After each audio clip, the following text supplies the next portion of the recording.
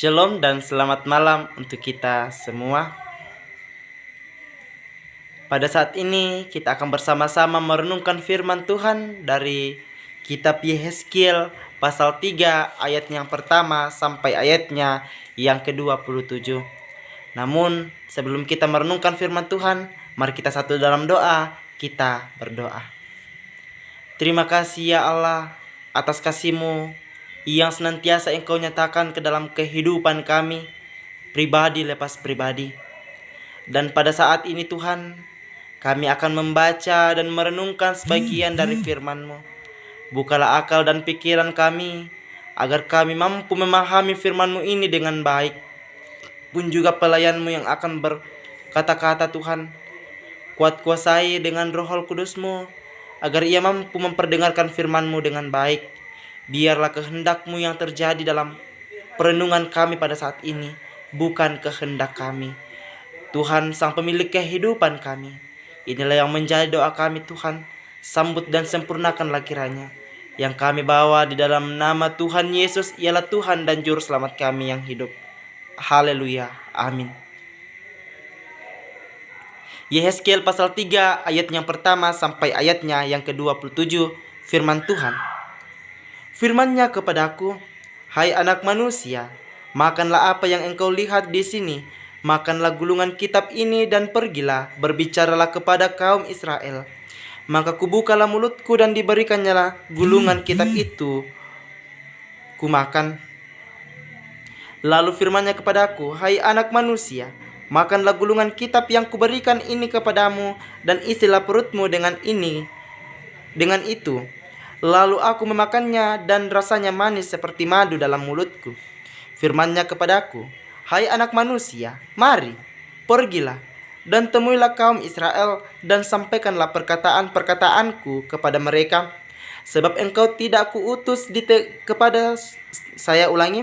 sebab engkau tidak diutus kepada suatu bangsa yang berbahasa asing dan yang berat lidah, tetapi kepada kaum Israel.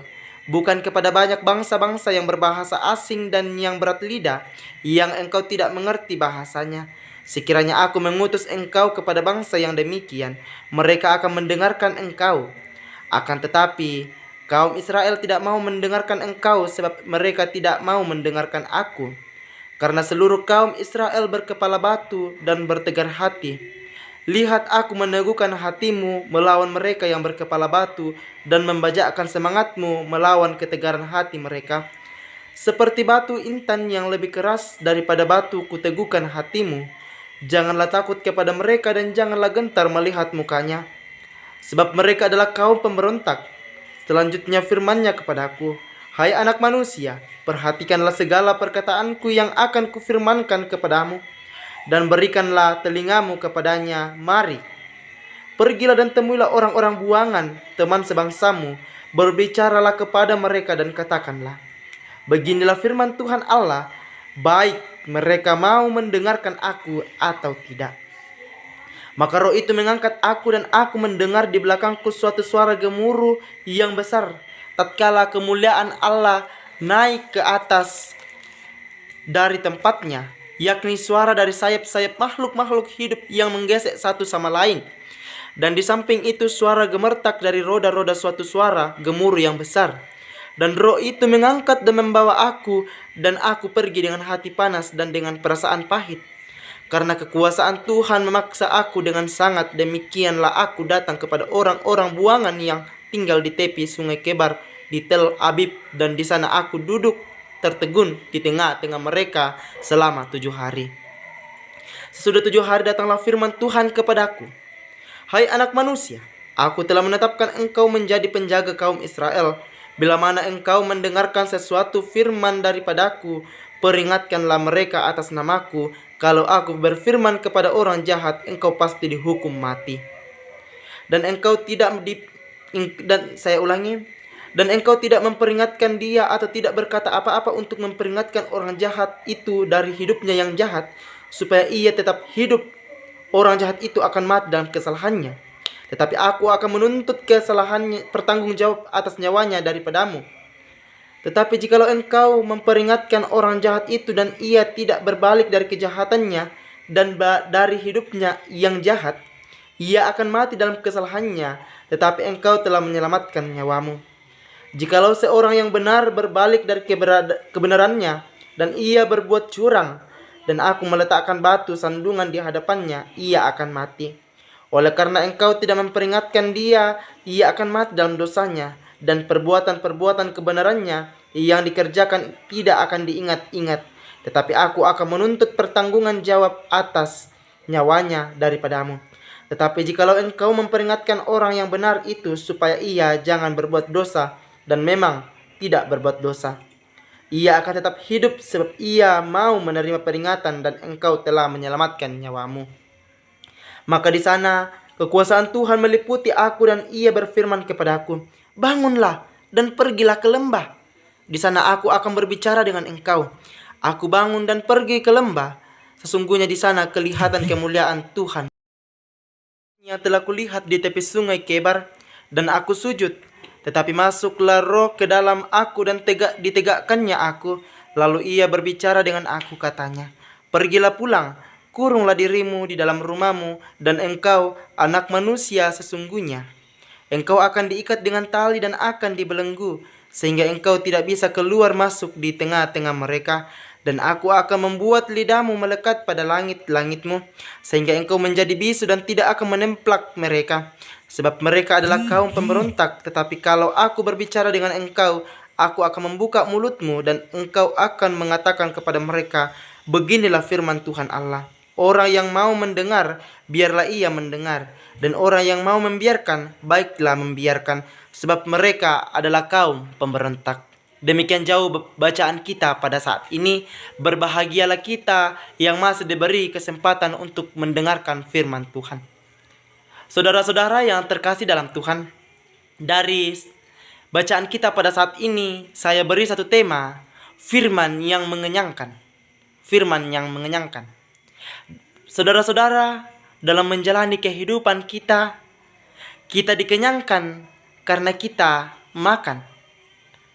Dalam menjalani kehidupan kita tentu memerlukan sebuah makanan agar kita mampu memperoleh sebuah nutrisi yang kemudian akan diolah menjadi energi dalam diri kita. Sehingga tanpa adanya makanan, kita akan sulit dalam melakukan aktivitas kita sehari-hari, terlebih dalam pertumbuhan kita. Sadarkah kita? Bukan hanya makanan yang dapat mengenyangkan perut kita yang kita perlukan.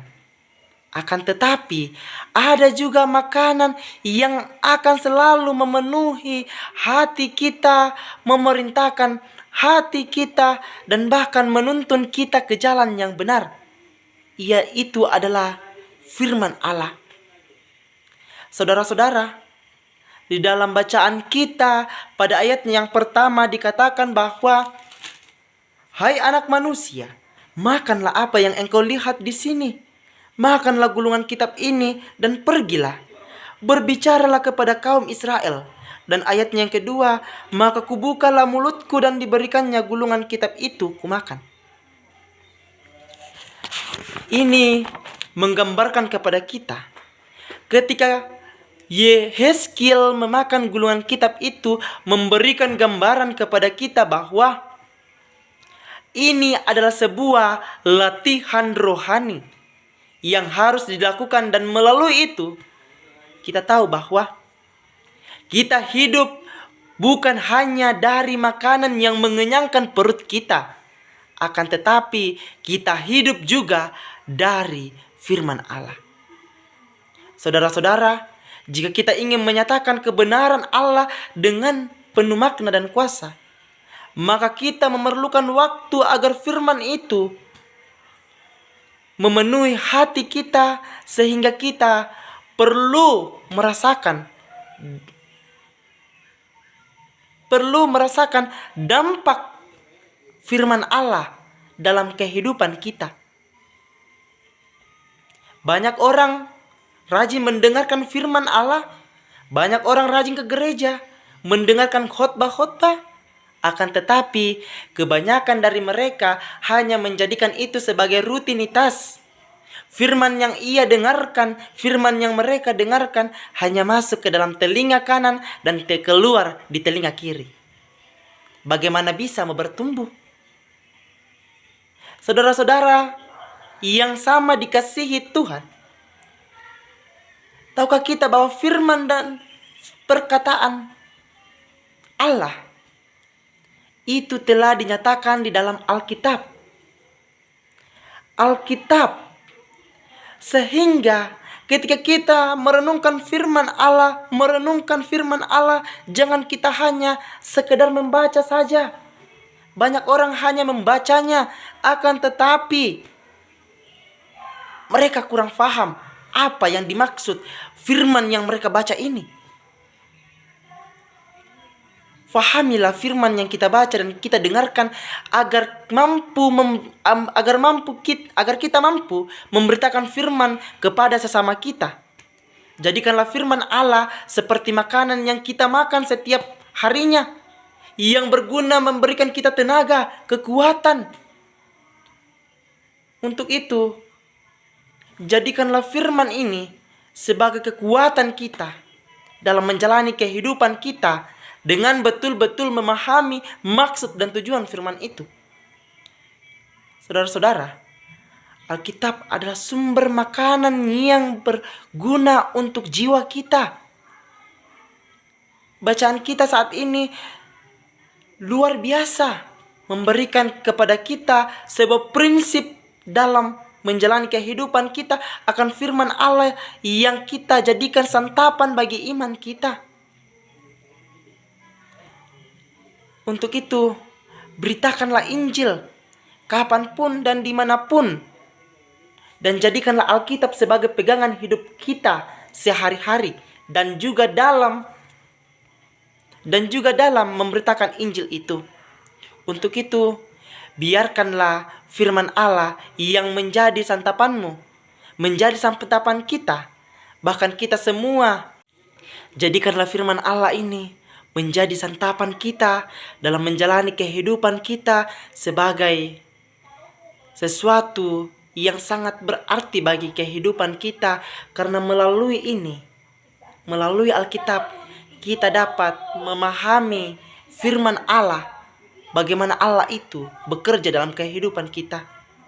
Untuk itu, biarkanlah firman Allah yang menjadi santapan kita ini memenuhi pikiran kita, memerintah hati kita, dan bahkan menuntun kita kepada jalan yang benar. Kiranya Roh Kudus memampukan kita. Haleluya. Amin.